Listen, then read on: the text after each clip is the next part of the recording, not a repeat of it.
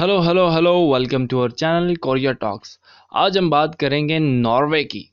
Video शुरू करने से पहले तमाम नए आने वाले दोस्तों से गुजारिश है कि हमारे चैनल को कर ले सब्सक्राइब, क्योंकि हम इस चैनल पर आपके लिए लेके आते हैं बहुत ही मालूमाती वीडियोस। तो बिना वेट के शुरू करते हैं आज की वीडियो। नॉर्वे का complete name kingdom of Norway है। नॉर्वे का टोटल रकबा 3,23,802 मुरब्बा किलोमीटर है और ये मुल्क रकबे के लिहाज से दुनिया भर में 66वें नंबर पर आता है। 2018 में लगाए जाने वाले अंदाजे के मुताबिक नॉर्वे की आबादी 52,67,146 अफराद पर मुश्तमिल है और ये मुल्क आबादी के लिहाज से दुनिया भर में 118वें नंबर पर शुमार होता है।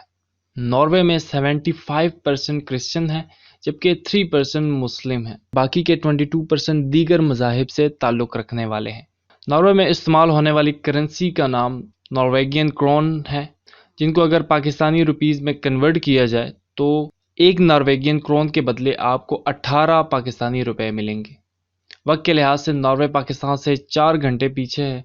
नॉर्वे का कॉलिंग कोड +47 है, जबकि इसका डोमेन नेम .no है। नॉर्वे के लोग रहन सहन के हवाले से दुनिया भर में पहले नंबर पर आते हैं। नॉर्वे यूरोप का सबसे ज़्यादा तेल पैदा करने वाला मुल्क है। नॉर्वे की आमदनी का एक बड़ा हिस्सा तेल की एक्सपोर्ट, मछली, सी फूड की एक्सपोर्ट से हासिल किया जाता है। नॉर्वे की कौमी ज़ुबान नॉर्सिक है, जबकि दीगर बोली जाने वाली ज़ुबानों में रोमेनियन, स्वीडिश और दीगर इलाकाई ज़ुबानें शामिल हैं। अगर नॉर्वे की तारीख की बात की जाए तो आज से 18,000 साल पहले नॉर्डिक का पूरा हिस्सा बर्फ से ढका हुआ था, जो ग्लेशियर की सूरत में था। 10,000 कबल मसीह दर्जा हरारत में तब्दीली की वजह से बर्फ पिघलना शुरू हुई। इस तरह नॉर्वे का साहिल बर्फ से आज़ाद हो गया। इसके बाद यहाँ लोगों ने बसना शुरू किया, जो जानवर का शिकार और माहीगीरी से गुजारा करते थे। इस दौर को पुराने पत्थर का ज़माना कहते हैं। इसके बाद के ज़माने को नए पत्थर का ज़माना कहा जाता है और ये ज़माना 4000 से 1800 कबल मसीह तक रहा है। सबसे बड़ा फ़र्क जो इन दो पत्थर के ज़मानों में था वो यही था कि नए पत्थर के ज़माने में खेती बाड़ी का आगाज़ हुआ। 1800 से 500 कबल मसीह तक के ज़माने को धातों का ज़माना कहा जाता है। इस ज़माने के अमीर लोगों ने कांसी और टिन से हथियार और जेवरात बनाने शुरू किए थे। इस ज़माने में लोहा बनाने का हुनर इस शिमाली इलाके तक पहुंच चुका था। नॉर्वे के बहुत बड़े हिस्से में कोयले की मदद से लोहे को पिघलाया जाने लगा। ये कोयला दलदल से हासिल किया जाता था। लोहे से इन्होंने चाकू, कुल्हाड़ी और दूसरे हथियार बना लिए थे। इसके बाद के ज़माने को वाइकिंग्स का ज़माना कहा जाता है। पहले वाइकिंग्स ने 793 ईस्वी में इंग्लैंड के जजीरा, जिसको उस वक़्त नॉर्थम्ब्रिया कहा जाता था, एक मजहबी जगह पर हमला किया और उन्होंने बहुत से लोगों को कत्ल किया और बहुत सौ को कैदी बनाकर साथ ले गए। इस हमले की खबर बाकी यूरोपीय ममालिक में भी फैल गई। बहुत से मजहबी लोगों ने इन वहशियों के बारे में सुन रखा था। एक साल के बाद दोबारा उन्होंने इंग्लैंड पर हमला किया। इसी साल 795 में वाइकिंग्स ने नॉर्वे से आयरलैंड में लूट मार शुरू कर दी और वो जहां जहां गए उन्होंने लूट मार के साथ साथ कत्लो गारत भी की। तकरीबन इसी दौर में कुछ नॉर्वेगियन वाइकिंग्स स्कॉटलैंड और इर्द गिर्द के जजीरों में आकर रहने लगे और दूसरे वाइकिंग्स जंग करते हुए बहरी जहाज़ों के जरिए जर्मनी, फ्रांस, स्पेन, इटली और शुमाली अफ्रीका तक गए। वहां से उन्होंने बहुत सा खजाना चोरी किया और साथ ही काफ़ी लोगों को कत्ल किया और बहुत सौ को गुलाम बनाकर ले गए। वाइकिंग्स के आखिरी ज़माने में नॉर्डन की 3 रियासतें हुआ करती थी, नॉर्वे, स्वीडन और डेनमार्क। हारल्ड वो पहला बादशाह था जिसने तीनों रियासतों को इकट्ठा करके पूरे नॉर्वे पर हुकूमत की।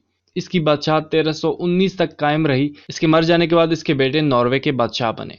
नॉर्वे पर 1380 में डेनमार्क के बादशाह की तरफ से नॉर्वे में अपना कानून और मजहब फैलाने के लिए फ़ौज का इस्तेमाल करते हुए नॉर्वे को डेनमार्क का हिस्सा बनाया गया, जो कि 1814 तक डेनमार्क के कब्ज़े इख्तियार में रहा। उसके बाद नॉर्वे को स्वीडन के साथ इल्हाक करना पड़ा, जो आने वाले 91 सालों तक बना रहा। 7 जून 1905 से लेकर 9 अप्रैल 1940 तक नॉर्वे ने कमज़ोर बादशाहत और कमज़ोर दिफाई निज़ाम में गुजारा किया। नॉर्वे की हालत देखते हुए जर्मन फ़ौजों की तरफ से नॉर्वे पर धावा बोला गया। अभी जंग को 2 माह ही गुजरे थे कि नॉर्वे की हुकूमत ने हथियार डाल दिए और बादशाह अपने वजीरों और मशीरों के हमरा इंग्लैंड चला गया। ये जंग 5 साल तक जारी रही। 8 मई 1945 को नॉर्वे ने सुख का सांस लिया। अब बात करते हैं नॉर्वे के बारे में इंटरेस्टिंग फैक्ट्स की। ओस्लो शहर नॉर्वे का कैपिटल है اور اس شہر میں تقریباً 10 لاکھ افراد رہائش پذیر ہیں اور 454 مربع کلومیٹر کے رقبے کے ساتھ اوسلو شہر ہی ناروے کا سب سے بڑا شہر ہونے کا اعزاز رکھتا ہے۔ ناروے دنیا کا دوسرا بڑا سی فوڈ اور دنیا کا سب سے بڑا سالمن مچھلی ایکسپورٹ کرنے والا ملک ہے۔ ناروے میں کم و بیش 20 نیچرل ریورز ہیں جو ناروے کو سیراب کرتے ہیں اور اس کے ساتھ ساتھ ناروے کے حسن میں اضافہ کرتے ہیں۔ انہی ریورز پر ڈیم بنا کر تقریباً 99% بجلی ہائیڈرو پاور سسٹم سے تیار کی جاتی ہے۔ ناروے کے جیل دنیا میں سب سے بیسٹ جیل مانے جاتے ہیں کیونکہ ناروے میں جیل ہوٹل جیسا منظر پیش کرتا ہے۔ ناروے میں قتل کے مجرموں کی جیل کسی غریب کے گھر سے قدرے بہتر ہوتی ہے کیونکہ یہاں پر من پسند کھانوں کے ساتھ مجرموں کو فری انٹرنیٹ بھی فراہم کیا جاتا ہے۔ ناروے میں لوگ کتابوں کو بہت شوق سے پڑھتے ہیں۔ یہی وجہ ہے کہ اگر آپ ناروے میں کوئی کتاب لکھیں تو ناروے گورنمنٹ کی طرف سے اس کی فرسٹ 1000 کاپیز کو خرید کر لائبریریز میں بھیجا جاتا ہے اور اس کی پیمنٹ آپ کو کر دی جاتی ہے۔ ناروے میں اسکول اور یونیورسٹی کی تعلیم بالکل فری ہے۔ شاید یہی وجہ ہے کہ ناروے میں تعلیم کی شرح 100% ہے۔ ایک مزے کی بات میں آپ کو بتاتا چلوں کہ گو ٹو ہیل تو آپ نے بہت سی موویز میں یا کئی افراد سے سنا ہوگا، لیکن اگر حقیقت میں آپ کا ہیل میں جانے کا دل کرے تو آپ ناروے میں موجود ہیل نامی قصبے میں وزٹ پر جا سکتے ہیں۔